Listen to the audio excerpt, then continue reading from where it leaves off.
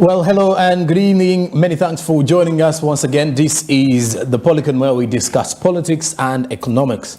Well, of course, as you come to think of it, the national budget is one of the key topics of concern now that we are officially heading into the financial year that is 2023-2024.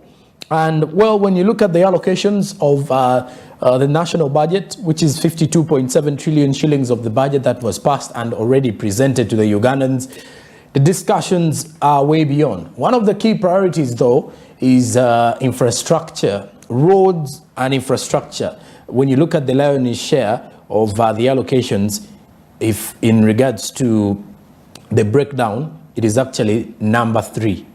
If you come to think of it. And of course, over 2 trillion Ugandan shillings is heading to that sector to ensure, one, roads are maintained, roads are constructed, and of course to improve on the networks in Uganda. I am Joram Paul Sonko, and this is where we discuss politics and economics. This is the Policon. You're watching Smart 24 television. Mainstream channel 320, that is GOTV, channel 372 DSTV, and free-to-air decoders. And tell you what, there's also another way to watch us anywhere, anytime, by downloading the Smart Digital app. And after downloading the Smart Digital app, you can easily tap into the opportunities that arise within the business world by getting all the information that is quite necessary. Okay, as we get deeper in understanding what we have for you today. Today, we are looking at the budget allocation that is basically in regards to infrastructure, because infrastructure is one of the sectors that is getting the biggest share I didn't mention, but also looking at how important it is from not only the political perspective and of course into the economic perspective of it. In the political perspective, we want to understand, are the leaders following up on the promises they made for their voters in regards to making sure that infrastructure is up there. Now, I'm not going to have a discussion alone. It is indeed a conversation between two individuals, me and my guest, that is Mr. Geoffrey Odong, who is a programs officer at AFIC. That is also, AFIC is under Coast Uganda. Many thanks for joining us, and please say hello to the viewers as we get deeper into our conversations. Yeah, thank you very much, Sonko, for welcoming me this evening for this very important discussion. I want to start by making a brief correction. Okay, yes. AFIC is a host organization for Coast Uganda chapter. Yes.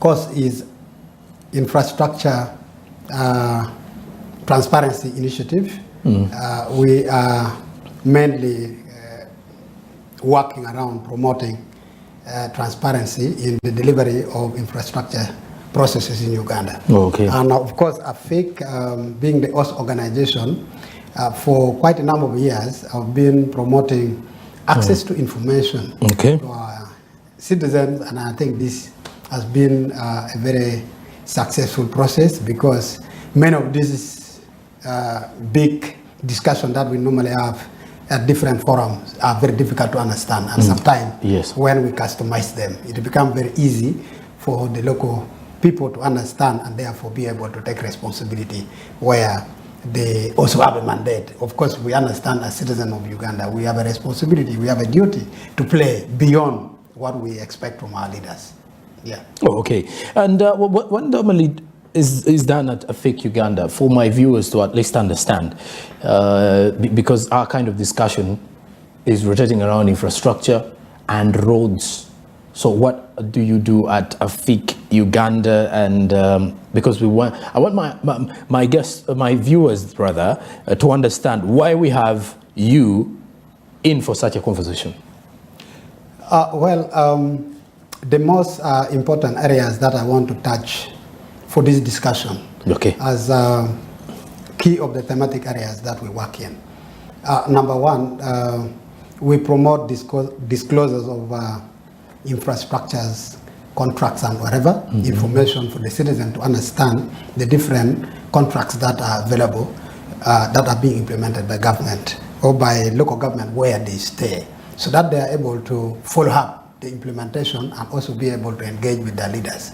Number two, we work around ensuring, providing assurance through the different studies that we do on infrastructures, information that are displayed in different government procuring and disposing entities, like we have different agencies of government, including local government.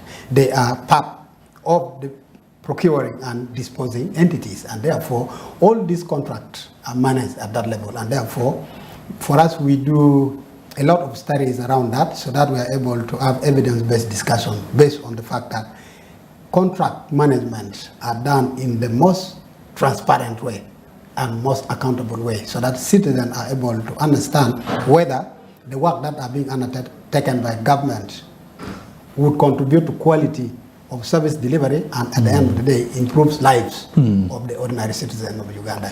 Number three, we work through stakeholders. We understand the fact that for us to achieve the objective for which we are there, you cannot do it alone. There are many actors outside there. So we promote participation by the different stakeholders, so that we are able to share and also try to influence policy processes, which is not our solely mandate, but it is a process that requires everybody to come into play, so that we are able to influence policy that would work for our own citizens and our country. Number four, we work around what you have also mentioned at the beginning, promoting social accountability. We understand from the political perspective, those who are elected have got a mandate, and they also had their own manifestos, and these manifestos can only be delivered through government processes, because we have planning process. So most of the things that are done is captured in development process, which start from below, the bottom-up planning process, and therefore even this aspiration from political perspective must find itself into the planning development plan for it to be implemented to the dot. Otherwise, if it is upside down, then it will not work. So the social accountability aspect help to bring the political leaders and citizens to account that this is what we have been able to deliver, given the mandate that citizens provided, or given them through the electoral process. Okay. I think that is the kind of platform that we also provide, so that accountability is enhanced. Well, speaking of accountability now, let's look at the mere fact that over 2 trillion Ugandan shillings have been allocated to cater for roads and infrastructure. Now, speaking of roads and infrastructure, Uganda's road network in our country is actually improving. It has actually improved, mainly the highways that are actually leading to these districts and other municipalities. But also, when you look at the only key challenge we have in there is in relation to the feeder roads, or what you could call access roads. Now, besides the access roads, let's look at the context of the city. Shambles, very shambolic state in which our roads are currently at. Where does this leave our country as we're heading into the next financial year? What should be the way forward to ensure that these roads are, one, maintained, and two, expanded? Number one, we should start from understanding why some of these roads there are in those states. Okay. Number two, then how do we capture them into the planning processes, so that stakeholders are able to implement the implementation process in terms of contract. Number one, we should understand that in Kampala, the level of traffic is high than compared to the up countries you talked about. And therefore, if there's high traffic, it has got a big impact even on the road. Yeah. Number two, what we understand that the traffic itself create a deeper impact in terms of destroying the road structure, because we have over time seen some shoddy work being done. If work are not done to the standard required, coupled with this traffic the road will not last for long. And I think ostensibly that could be the cause of why some of these roads here get worn out very fast. If the standard is not met, then high traffic, it will not last for long. In the upcountry, you talked about there are low traffic, and coupled with that, I think the level at which citizens are able to monitor and also hold their leaders accountable could have been one of the factors for improving service delivery in the road sector. And therefore, I think if you ask me what can be done to improve here in Kampala, one of the things is to make sure that we're able to, one, ensure that there's disclosure of public information in regards to infrastructure contract management, so that the ordinary citizen are able to understand, even from the bill of quantity, because it is required that any contractor that is given any contract should be able to display information. And it is from those information that citizen would be able to understand and detect whether the road that is being constructed in the areas meet the standard. And if they lack those information, then therefore they will not be able to question anything. And I think there's need to strengthen, first of all, disclosure of information so that citizens are abreast with it. Then number two, we understand that the technical wing of any entity are solely responsible for the state of this construction. But of course, oversight roles are played by the political leaders. And do they play their part? Sometimes, maybe in other up countries, you'll find when the committee of works are supposed to go and monitor road construction or whatever, somebody will tell you there's no fuel for monitoring. So that means they will not be able to effectively play the oversight role, and therefore the contractors can be allowed to do whatsoever standard they can do, and that will affect the quality of the road. But I think if we promote access to this information, and then we also make sure we do sector-specific analysis of how this information are displayed, either in open contracting for infrastructure standard, if it is done, or through government portal, the government portal where information about all these contracts are displayed, then without necessarily citizen going to the billboard, going wherever to the notice board, they can click, a one click, given the advance in this technology that we have. So citizens will be able to be empowered, and they should be able to act in the positive way possible. I've always had this question, which is more expensive, constructing a road or maintaining it? Because we do seem like we've failed completely when it comes to managing road networks in Uganda's capital city, which is the heart of business, generally. From a layman speaking, maintaining roads should have been very easy. Exactly. Very easy. Yeah. Construction would be the most expensive and most hectic. Yes, and the most hectic, because it also involves negotiation. Because if you want to expand roads that were previously narrow, you need to negotiate with the landowners. Yes, and those who are settled around. Yes, all those, that should have been more expensive. But what you are trying to depict in that question is that it seems road maintenance is more expensive than construction. Because when we talk about, I think partly we understand that annually we have in the budget fund allocated for construction, and that becomes high depending on the priorities of government. Now, maintenance, the money for maintenance of roads in most instances are low. Just like when you are talking about house maintenance, the house is already there. It is presumed the house is there. Only that when the window breaks, you have some small money to fix the part that is broken.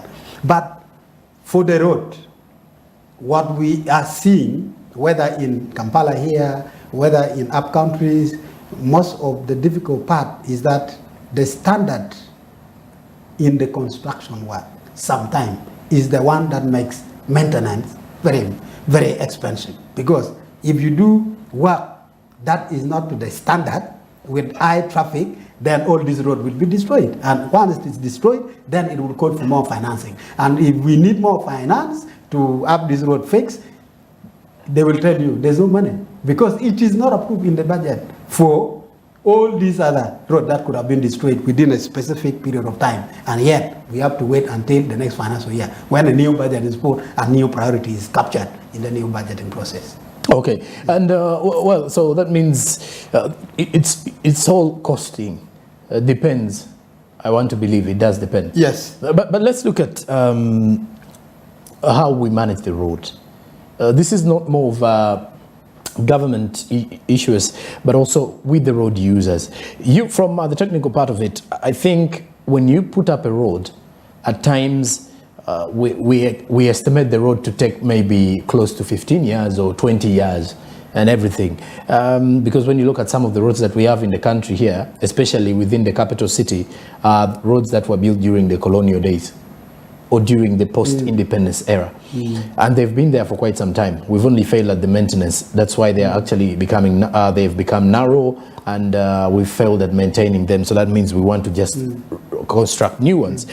How are we using these roads? And do you think Ugandans really need to understand how to use the road, especially the drivers and riders, the border riders? Are we so good at road usage? Because we may talk about maintenance, but maintenance may also cover how we handle ourselves while using these roads. Let me begin from the up countries. Okay. Where the practice seems to be on a neglect from the side of the road users. Number one, you find those who have oxen, they use this ox plow. Instead of carrying the tire on the neck of the bull, and they allow the bull to move with the thing on the road, and it creates some small cracks. So when it rains, what happens? It is going to wash away. It's going to start deep, you know. It's going to begin to develop, and that is how, that is the point of weakness for the road. I have also seen in many parts of the country where in some district we have some vehicle that is already having a very serious mechanical problem, and one part of the body is being rolled on the road. What happened to the road? It would destroy the surface, which is strong. And that surface, once it is destroyed, it allows water to begin peeling inside. And now, what happened on chemical reaction? That would be the point of weakness. And then that would be an area that affects. But of course, as you say, all this road that is made have got a standard period for which it should last. Let me give you an example. Most of the road that has been constructed under U. Smith, grant from the World Bank. Let me give you an example. The one for Gulu City, the one for Arua, all these. And roads that were constructed under the Japanese support, JICA.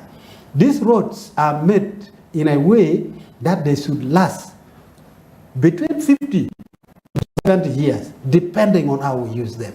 So how are we going to use our road? Of course, the other bad practice that we have as Ugandan, the drainage system. We know the drainage system is to allow running water to go without meandering around. Now, we have many people, instead of putting rubbish in the rubbish pit, they throw them into the what? Into the channel. What happens? If they accumulate there, it would not allow soil particles that are moving around the water to move. Then it causes silting. Now, when there's a blockage in the drainage system, what happens? The water will come onto the road. And now, if that happens for a long period of time, the effects of that water on the road, it will weaken the road. And therefore, with all this traffic that we have, big lorries, trailers, and wherever, the road will be destroyed. Of course, in Kampala here, we have industrial park. It is good, even in the budget, they talk about other industrial park. This heavy vehicle that we have them, there should be a point where they stop. Because they carry heavy goods, and these trucks here, their effect on the roads are very dangerous. And if this road here, this road connecting maybe Nakasairu Market, wherever, those require smaller vehicle to move in those places. Okay. So that we are able to ensure that in the center of the city, we don't have those impact from bigger trailers bigger lorries coming into the center of the city. Of course, the city authority have done a lot to create diversion here and there and all that. I think those are helping to improve the maintenance of the road at the city center. Of course, now we have seen, you talk about the new additional grant that are given to the greater Kampala metropolitan areas. This is very important because maintenance of the road would be more effective if this money is put into good use. I am saying into good use because for quite a long period of time, we know the story about Uganda. There are a lot of studies that have been done that from bidding process, whatever process, there are loopholes everywhere that sometimes affect, at the end of the day, the quality of the work that is done. So if we use this money effectively, Kampala should be able to be transformed, and then that good road network, if it is improved, it would contribute towards facilitating transport for economic activities. Those one with the Bugoya, whatever, with the Matoke, with the Irish potatoes, whatever, they can easily find themselves into the market. And that would increase the disposable income that our citizens would have. And also that would contribute now to the taxable income that would contribute to the GDP of this country. And I think that would be very good. Okay. Yeah. I love the fact that you've mentioned the fact that Uganda has been known greatly for many studies have actually been reported in regards to how our accountability issues. Ideally, you're talking corruption here, if I'm to say. But of course, when we do return after the break, I want us to look at the public procurement kind of situations, and then also looking at how we can foster accountability or enhance accountability, fair accountability, I should say, and transparency, more so when it comes to road and infrastructure. Because in the next 2 years, roads are going to be constructed in regards to the money that has already been put in place in regards to the national budget allocation. And for those who are watching us, we are discussing quite a number of key priorities in the national budget. And case in point today, we are looking at the roads and infrastructure, which is one of the sectors that have received, or one of the programs, because this is a program-based budget. Roads and infrastructure is one of the programs whose allocation is clearly up there in regards to which particular programs have received lion's share. It comes third. That is after the human capital development, followed by governance and security, then roads and infrastructure comes in at third in regards to how much trillions have been in there. Lots of, quite a number of road networks to be established or maintained in the next financial year, which as well includes the completion of the Kampala flyover that will change the outlook of traffic within the capital. Our conversations are heading to a break now, but when we do return, we talk more in regards to this procurement of these particular deals, in regards to how do the suppliers bid for these particular contracts that are out there. Not only that, we also focus on how we can enhance accountability, fair accountability within the roads and infrastructure situations or system in Uganda. So keep it here. As we come back, we return with bigger conversations. I'm still with Mr. Geoffrey Odong. This is the Policon.